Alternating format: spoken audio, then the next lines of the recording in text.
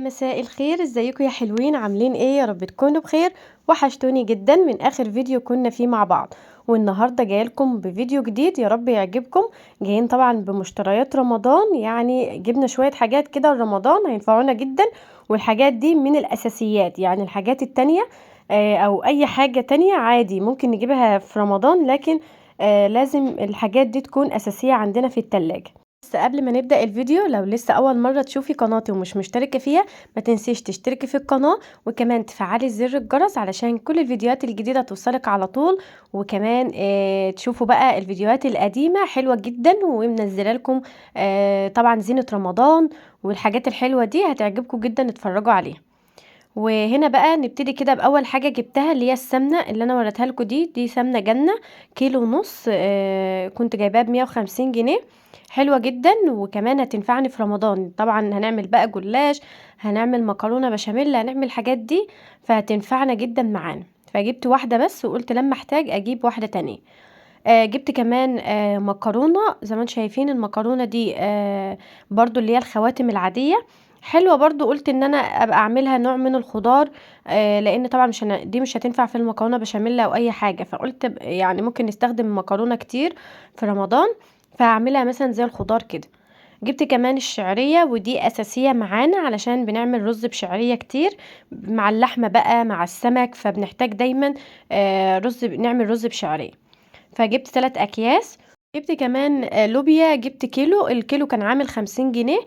حلوة جدا وبرضه هتنفعني مع الخضار. يعني احنا طبعا هنعمل بسلة، نعمل بطاطس، فقلت جنب الحاجات دي اللوبيا برضه هتنفعني. جبت كمان الدقيق، ده دقيق الاصيل، حلو برضو. جبت كيس واحد بس علشان طبعا احنا مش هنستخدم الدقيق كتير في رمضان، فقلت ان انا اجيبه على اساس مثلا لو عملت بشاميل، عملت سمك مقلي، بنحتاج الدقيق فيه.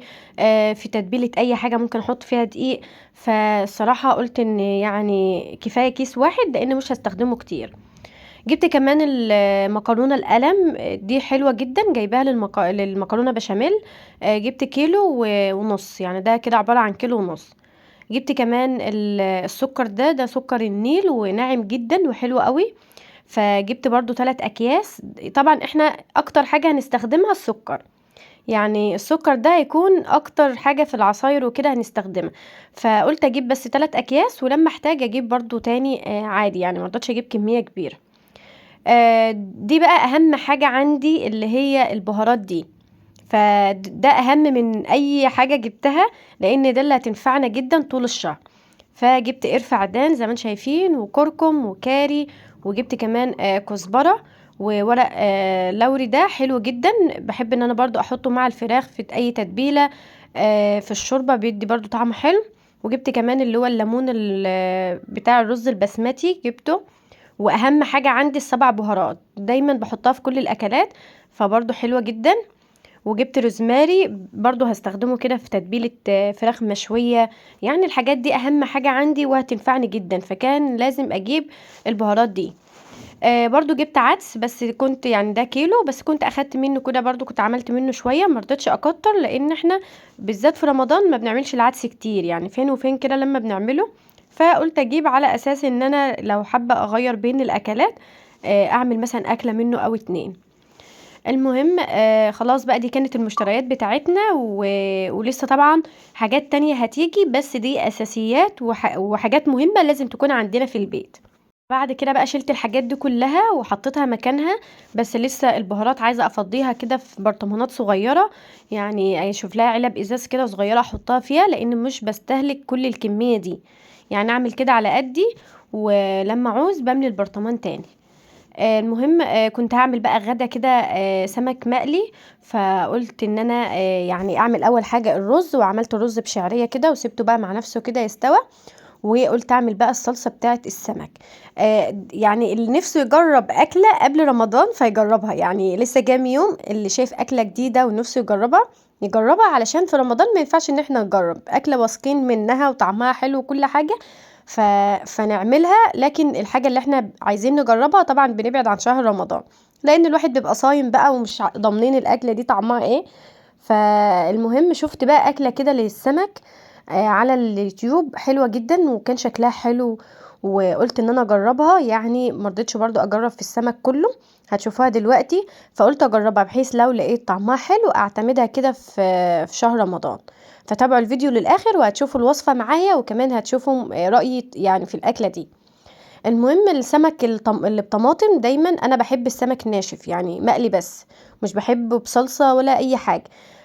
لكن في طبعا عندنا بيحبوا بصلصة، فدايما بعمل ليا السمك بتاعي ناشف، وبعمل بصلصة عادي للي عاوز ياكل بصلصة. هنا السمك كنت غسلاه كويس جدا، وكنت نقعاه في ليمون ومصفياه كويس، وقلت اجهز بقى التتبيله بتاعته. دايما التتبيله دي برضو من الاساسيات اللي عندي في الفريزر، وبالذات لسه ما جهزش حاجه يخلي دي معتمده عنده كده في الفريزر. لو هتتبلي اي حاجه هتطلعي منها على طول. ببقى عامله بقى فلفل مفروم مع طماط مع ليمون، مفيش طماطم، فلفل بس وليمون وتوم، اساسي التوم، وبكون فرماهم كده كويس، وبحطهم في الفريزر. وقت ما بحب ان انا اطلع منها بطلع على طول، وكمان ببقى حاطه لها الملح بتاعها. فطلعت بقى كده على قد السمك، وكمان حطيت عليها كده برضو ليمون. والسمك بقى عندي حجمه زي ما انتم شايفين حلو، فعملته بقى بسكينه، والسكينه تكون حاميه شويه، ففتحت كده عملت له فتحات من الظهر، وهبدأ بقى احط التتبيله في الفتحات دي، وهحط كمان من جوه. يعني بنسيبه بقى مثلا ساعه كده لحد ما نيجي نتغدى، بتلاقيه طعمه حلو جدا وشارب من التتبيله، وبيبقى طعمه خطير. فزي ما قلت لكم انا بعمل السمك كده، وبعدين بقليه يعني بحطه في الدقيق وبقليه بقى ناشف. لكن اللي بيحب ان هو ياكله في طماطم، بحط بقى السمك بتاعه في طماطم عادي، وبدخله ياخد لون في الفرن، فبيبقى طعمه حلو. المهم هعمل بقى كل الكمية اللي معايا كده، وزي ما قلت لكم هعمل وصفة هجربها معاكم. فشلت كده سمكتين على جنب، وقلت بقى هعمل الوصفة دي، شايفاها على اليوتيوب. والصراحة هي يعني طعمها مش وحش، هي حلوة. بس بالنسبة لي ان السمك يكون مقلي بس، فده يعني احلى منها، فعشان كده يعني اديلها مثلا كده 6 من 10. لكن قلت ممكن تبقى أكلة عادية في يوم عادي، لكن ما تنفعش ان انا اعملها كده في رمضان، لان زي ما قلت لكم السمك الناشف من غير صلصة كده انا بحبه اكتر. فلما عملت الوصفة دي برضو يعني حسيت برضو السمك الناشف احلى منها بكتير. فهنا حطيت بقى بصلاية متقطعة كده شرايح، وحطيت عليها بقى كمون، اهم حاجة السمك كده بيحب الكمون. وحطيت ملح، ودعكتها كويس جدا، وبعد كده حطيت بقى عليها شرايح من الطماطم والفلفل والليمون وشوية زيت. بدخلها الفرن، يعني احنا بنشويها في الفرن على درجة حرارة 200، بكون مشغلة الفرن قبلها بشوية يكون حامي معايا شوية، وبدخلها الفرن. قعدت معايا شوية حلوين، ممكن 3/4 ساعة كده، لحد ما بدأت ان هي تستوى كويس. الريحة بتاعتها كانت حلوة جدا، لان طبعا حط لها بصل وطماطم وفلفل وكده، فكان الريحة بتاعتها كان طعمها حلو، كان ريحتها حلوة. لكن الطعم زي ما قلت لكم ما كانش اللي هو الاحسن حاجة يعني. الباقي عملته في دقيق كده، وبقيت بقى احط كده الدقيق من جوه من قلبه برضو، ومن بره كده. وهعمل كل يعني السمكات دي، وبعدين هقليها، وبعد كده اكون حطاها في الطماطم. والطماطم معايا كانت خلاص كانت جاهزة، على قد بس اطلع السمك احطه فيها. المهم بقى قولولي وصلتوا لفين كده في التنظيفات، عملتوا التنظيفات ولا لسه، فرشتوا الزينة ولا لسه؟ طبعا انا بادئه من بدري جدا، وكمان لسه ما خلصتش، يعني انا كنت بقول لكم ان الايام بتجري بينا، وهنلاقي الوقت جرى كده ولسه ما عملناش حاجة. يعني انا خلصت الشقة فعلا، لكن لسه المطبخ عاوز يتفرش، وعاوز برضو يتنضف، اعيد على حاجات كده معينة فيه. ف... فالايام جرت بينا، وزي ما قلت لكم لسه في تفريزات هعملها، فعلشان كده مش راضيه اعمل حاجه في المطبخ دلوقتي. قلت اخلص بقى التفريزات اللي انا هكملها، واخلص كل حاجه، بحيث بقى لما المطبخ يعني افرشه وانضفه كويس ميبهدلش مني. وكمان الفرش هيبقى بقى عاملين فرش رمضان وكده، فبرضه ما يتبهدلش. المهم بقى هنا حطيت الصلصه، هي جت يعني كانت تقيله معايا شويه، حاولت ان انا اخففها بقى بشويه ميه كده، وبعدين حطيت بقى شويه من الشبت والبقدونس كده على وش السمك، وحطيتها برضو جنب السمك التاني اللي في الفرن، وسبتها بقى الاتنين كده ياخدوا لون من فوق. انا بعد ما طلعت السمك زي ما انتم شايفين كده بقى من الفرن، لقيت البصل اللي كان تحت السمك اللي انا عاملاه في الفرن ده يعني اتحرق سنه. بس زي ما قلت لكم الطعم كان مش اوحش حاجه، يعني كان لحد ما حلو. والسمك برضو بطماطم كان طعمه خطير.